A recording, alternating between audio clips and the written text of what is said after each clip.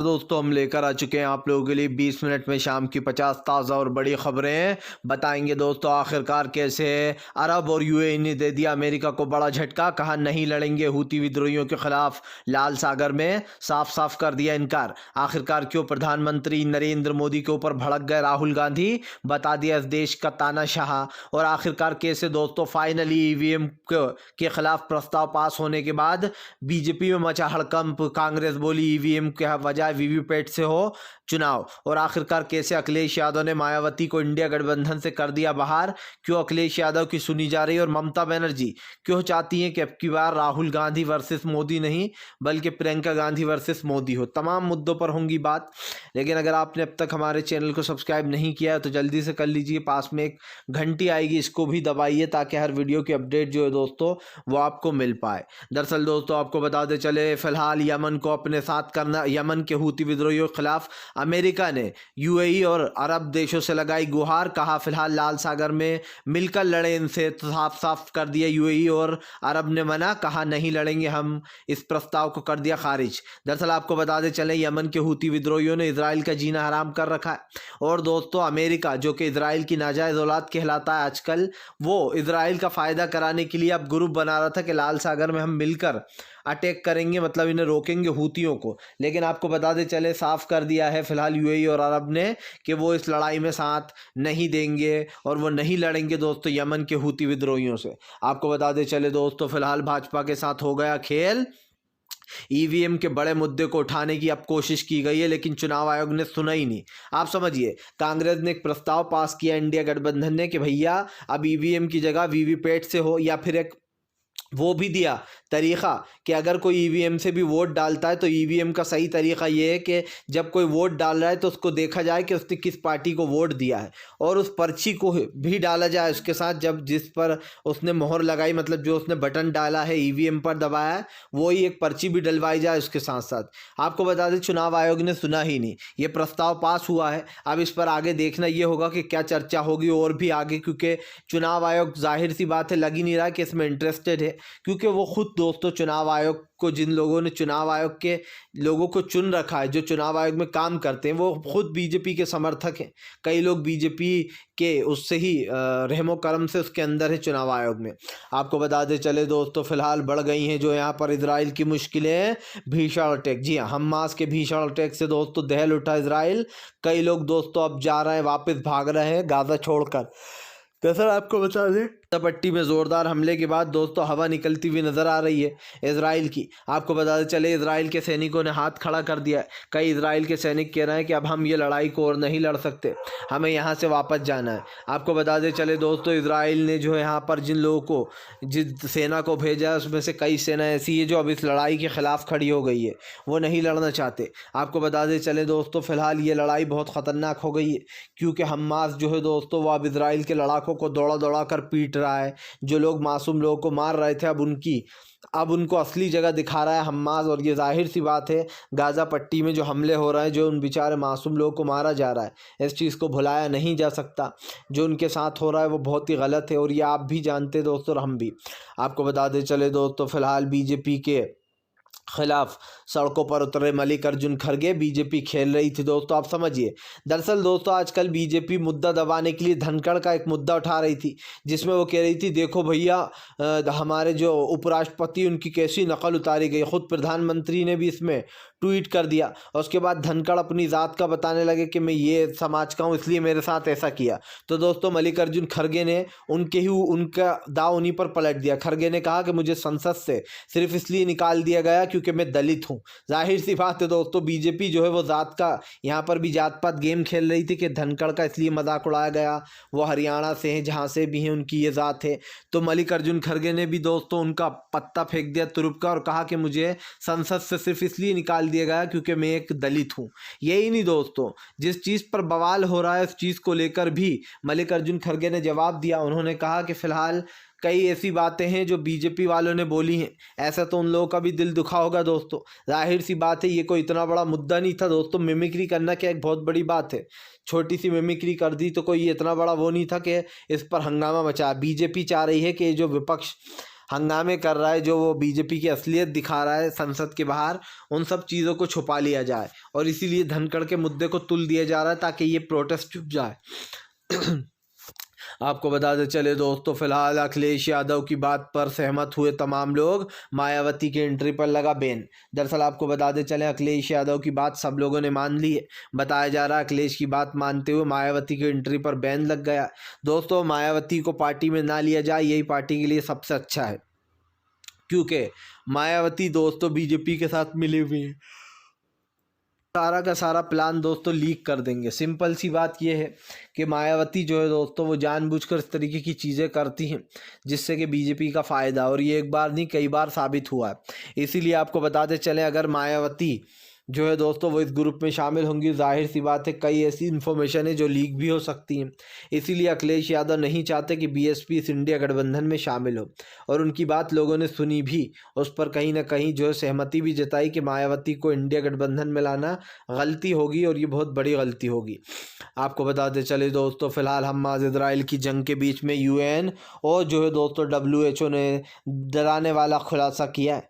दरअसल आपको बताते चले दोस्तों, जब सबसे पहले हम बात करते यूएन की, यूएन ने लिखा कि बुरी तरीके से फंस गया है इजराइल और गाज़ा के अस्पतालों में नहीं पहुंच पा रही है मदद। दरअसल आपको बताते चले, एक अमीन हॉस्पिटल है गाज़ा में दोस्तों, जहां पर सबसे ज़्यादा मरीज़ इस वक्त दाखिल हैं।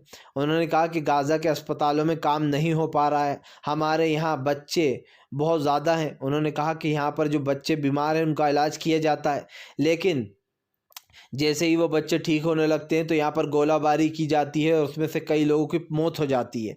उन्होंने कहा कि ये यहाँ का सबसे बड़ा अस्पताल है, अमीन अस्पताल। अब यहाँ पर भी गोलाबारी होती है। पीड़ितों में से एक विकलांग लड़की थी जिसने अपने परिवार को खो दिया, उसकी जान बच गई थी, लेकिन स्थिति इतनी बेकार है। और WHO और UN दोनों ने ही दोस्तों, WHO और जो UN दोनों ने ही ये कहा है कि गाज़ा में हालात बद से बदतर होते चले जा रहे हैं, और UN पर गुस्सा जताया है कि फ़िलहाल UN के कारण जो लोग वहाँ पर जो मरीज़ हैं वो भी मारे जा रहे हैं। जाहिर सी बात है दोस्तों, गोलाबारी की जा रही है, मासूम लोग को मारा जा रहा है, जिसके चलते ये पूरा मामला निकल कर सामने आया है। आपको बताते चले दोस्तों, फिलहाल सऊदी अरब UN ने आखिरकार क्यों दे दिया अमेरिका को झटका। इनसाइड स्टोरी दोस्तों, अमेरिका ने किया अरब देशों का अपमान तो अरब देशों ने भी ले लिया अमेरिका से बदला। दरअसल दोस्तों, कई दिनों से अमेरिका और तमाम मुस्लिम देश कह रहे हैं कि अमेरिका को आगे बढ़कर जो है यहाँ पर सीज़ फायर कराना चाहिए और इस जंग को रुकवाना चाहिए। लेकिन दोस्तों उल्टा अमेरिका तो इजराइल की मदद कर रहा है, कभी पैसों से मदद कर रहा है, कभी हथियारों से मदद कर रहा है, फाइनेंशियली, और दोस्तों एक तरीके से सपोर्ट भी कर रहा है। तो यही कारण है जो अब अमेरिका का साथ देने से साफ साफ मना कर दिया है, और ये भी कह दिया है कि फ़िलहाल हम बिल्कुल भी हूतियों के ख़िलाफ़ नहीं जाएंगे। मतलब साफ है दोस्तों कि अब दो धड़ों में बैठता हुआ नज़र आ रहा है। अरब देशों ने कहीं ना कहीं अमेरिका को घेर लिया है, और इसका सबसे बड़ा रीज़न ये है कि आप देख लीजिए गाज़ा पट्टी में क्या हो रहा है। बेचारे मासूम लोग की जानें जा रही हैं, और उसको लेकर कहीं ना कहीं ये फैसला लिया गया है। आपको बता दे चले दोस्तों, कभी ना कभी प्रधानमंत्री ने जो मिमिक्रियाँ की हैं उनसे भी तो हज़ारों लोगों का दिल दुखा होगा। आज प्रधानमंत्री ढोंग क्यों कर रहे हैं? कांग्रेस ने बीजेपी को घेर लिया, दिखा दी असलियत। दरअसल दोस्तों ज़रा देखिए प्रधानमंत्री के कारनामे। प्रधानमंत्री का सबसे पहला बयान, ये 50 करोड़ की गर्लफ्रेंड किसकी है, ये किसके लिए कहा गया था? शशि थरूर के लिए कहा गया था। एक, जिन लोगों के दिल में इटली बसता है वो लोग कभी भी इस देश की सभ्यता को नहीं समझ सकते, ये किसके लिए कहा गया था? सोनिया गांधी के लिए। यही नहीं दोस्तों, प्रधानमंत्री ने कहने कौन कौन से शब्द कहे जो मैं बोलूँगा नहीं, क्योंकि प्रधानमंत्री के शब्द मेरी समझ से तो बाहर है। यहाँ तक कि उन्होंने सुर्पनखा तक कह दिया था कांग्रेस की एक नेत्री को। अब प्रधानमंत्री दोस्तों जिस तरीके की भाषा का यूज़ करते हैं वो आपके सामने दिखाई दे रहा है कि ये नल की पाइपलाइनें हैं, ये क्या इनके दादा दादी नाना नानी लाए थे? ये ताना मारा था कांग्रेस को। तो प्रधानमंत्री के तो ऐसे ऐसे शब्द है, दीदी ओ दीदी, इससे बुरे बुरे शब्द है दोस्तों। अगर हम इस पर अभी चर्चा करने भर जाएंगे तो प्रधानमंत्री की ऐसे वीडियो निकालते निकालते शाम हो जाएगी। और आप याद कीजिए, हमारे देश के प्रधानमंत्री मनमोहन सिंह साहब को प्रधानमंत्री ने क्या कहा था? कल आए थे मनमोहन प्रधानमंत्री, मौन यानी कि चुप रहने वाले प्रधानमंत्री आए थे, ये प्रधानमंत्री का बयान था। अब एक ऐसा प्रधानमंत्री जो इस वक्त हमारे देश के दोस्तों प्राइम मिनिस्टर हैं नरेंद्र मोदी, वो हमारे देश के पूर्व प्राइम मिनिस्टर मनमोहन सिंह साहब का मजाक उड़ा चुके हैं, क्योंकि तब वो सत्ता में थे और प्रधानमंत्री विपक्ष में थे। उन्होंने उनके लिए ये अपशब्द कहा था कल वो आए थे यहाँ पर मनमोहन सिंह। तब आप समझ लीजिए कि ये इससे बुरा शब्द तो वो है भी नहीं, मिमिक्री जो वो कर रहे हैं टीएमसी के नेता। फालतू में इस चीज़ को मुद्दा बनाया गया दोस्तों, और ये साफ दिखाई देता है कि ये सब कुछ जानबूझकर करती है बीजेपी, ताकि वो मेन मुद्दों को गायब कर दे। लेकिन कांग्रेस ने जैसे ही ये वीडियो वायरल किया, बीजेपी की कलई घुल गई और मोदी सरकार की वो एक्टिंग के वीडियो जिसमें वो अजीब अजीब तरीके मुंह बना के एक्टिंग करते प्रधानमंत्री, वैसे लगता नहीं है कि प्रधानमंत्री अच्छे एज्ड हैं, क्योंकि जिस तरीके की वो हरकतें करते हैं दोस्तों, मुँह बना बना के वीडियो बनाते हैं, उससे तो मुझे ऐसा लगता है प्रधानमंत्री अभी भी एक बच्चे ही हैं। फिलहाल आपको बताते चले दोस्तों, फिलहाल इस बार जो है यहाँ पर इंडिया गठबंधन जीतेगा ये लड़ाई। जी हाँ, आपको बताते चले दोस्तों, ममता बनर्जी का नया फार्मूला तैयार। दरअसल दोस्तों आपको बताते चले, पहले तो खड़गे का नाम आगे आया। सब चाहते थे कि मल्लिकार्जुन खड़गे जो है वो इस इंडिया के वो बन जाए सूत्रधार, लेकिन आपको बताते चले दोस्तों खड़गे पीछे हट गए। माना जा रहा है अब दीदी चाहती हैं कि अब की बार राहुल वर्सेस मोदी नहीं, बल्कि अब की बार प्रियंका वर्सेस मोदी हो। आपको बता दें, ममता बनर्जी ने नया फॉर्मूला दिया है कि प्रियंका वर्सेस मोदी करो और प्रियंका गांधी को जो है लड़ाई में उतारो। दरअसल दोस्तों जाहिर सी बात है, प्रियंका गांधी राहुल गांधी की बहन है। ऐसे में अब ममता बनर्जी ने राहुल के बजाय प्रियंका गांधी का नाम जो है वो किया है आगे। लेकिन दोस्तों सीधी सी बात यह है कि कई लोग ऐसे भी हैं जो खड़गे को बनाना चाहते हैं, कई लोग ऐसे हैं जो प्रियंका को बनाना चाहते हैं। लेकिन मेरी नज़र में सबसे पॉपुलर नेता दोस्तों राहुल गांधी ही है। राहुल गांधी इसलिए हैं क्योंकि वो दूसरे नंबर पे आते हैं पॉपुलैरिटी में। और दोस्तों आप समझिए, राहुल गांधी का ही दम था जो तेलंगाना जीते, 2% से राजस्थान और छत्तीसगढ़ हार गया। इसका ये मतलब नहीं है कि ये एक बहुत बड़ी हार है। आप भी समझते हैं कि 2% वोट क्या होता है। तो कम से कम राहुल गांधी की जो पॉपुलैरिटी है दोस्तों, उसको पीएम के तौर पर यूज़ करना चाहिए। मुझे 101% यकीन है कि अब की बार राहुल ही बनेंगे इस देश के प्रधानमंत्री, अगर इंडिया गठबंधन ने बिल्कुल सही तरीके से काम किया तो। लेकिन अगर मल्लिकार्जुन खड़गे को भी लाया जाता है तो भी दोस्तों एक एज है, क्योंकि मल्लिकार्जुन खड़गे जो है एक अच्छे 55 साल का उनके पास वो है कैरियर, और उन्होंने कहीं ना कहीं बहुत देखा है राजनीति को, तो ये फैसला भी कहीं सही हो सकता है। आपको बता दें चले दोस्तों, फिलहाल इस बार जो यहाँ पर हमास ने इजराइल को कर दिया दोस्तों पूरी तरीके से बेदखल। जी हाँ, आपको बता दें चले इजराइल के ही लोग खोल रहे हैं अब इजराइल के खिलाफ मोर्चा। दरअसल आपको बता दें चले, बहुत सारे लोग चाहते हैं कि इजराइल अपनी ये हरकतों को छोड़ दे, वो जो लोग बंधक बने हुए उनको छुड़ा कर लाए। माना जा रहा है दोस्तों फिर से एक बार इजराइल के पीछे वहीं की इजराइल की जनता पड़ गई है, और नेतन्याहू को सत्ता से हटाने का जोश भी हाय हो गया है वहाँ के लोगों में। सीधी सी बात ये दोस्तों, इस वक्त ये जो लड़ाई चल रही है ये सिर्फ 2 देशों के बीच में नहीं चल रही है, ये दोस्तों पूरी इंसानियत के बीच में चल रही है। आप खुद जानते हैं कि इजराइल ने हमेशा से फ़लस्तीनियों को निशाना बनाया, कभी उनकी जगहें छीन ली, कभी अल-अक्सा मस्जिद में घुसकर लड़ाई झगड़े किए, लोगों को पीटा, कई ऐसी चीज़ें की गई हैं, बार बार की जाती हैं। तो कम से कम दोस्तों एक ऐसे देश को जो लोग सपोर्ट कर रहा है इजराइल को, उन्हें पता होना चाहिए कि इजराइल कैसे अपनी मनमानी कर कर फिलिस्तीनियों को उतार देता है दोस्तों। कई फिलिस्तीनी बेचारे मारे जा चुके हैं, गाज़ा में नरसंहार हो रहा है, खान यूनुस में नरसंहार हो रहा है। और उसके बाद भी कुछ लोग अमेरिका जैसे देश, बड़े देश जिनको कहते हैं हम, वो लोग अगर इजराइल का सपोर्ट करते हैं तो उनके अंदर इंसानियत नाम की कोई चीज़ तो हो नहीं सकती है। क्योंकि आप एक ऐसी चीज़ का सपोर्ट कर रहा हो जो कहीं ना कहीं उन लोगों के ख़िलाफ़ है दोस्तों, जो बेचारे वहाँ के मासूम लोग हैं। उन्होंने क्या बिगाड़ा है? अगर हमला करना ही है तो एक दूसरे पर करो 1 to 1। लेकिन जाहिर सी बात है कि उन लोगों की परेशानियां बढ़ गई हैं। आपको बता दें चले दोस्तों, इंडिया गठबंधन को लेकर नया बयान निकल कर आया सामने। ममता बनर्जी बोली दिल्ली से हराएंगे, बीजेपी को भगाएंगे। जी हाँ, दरअसल आपको बता दें चले दोस्तों, इस बार दिल्ली को लेकर सीधा प्लान बन गया इंडिया गठबंधन का।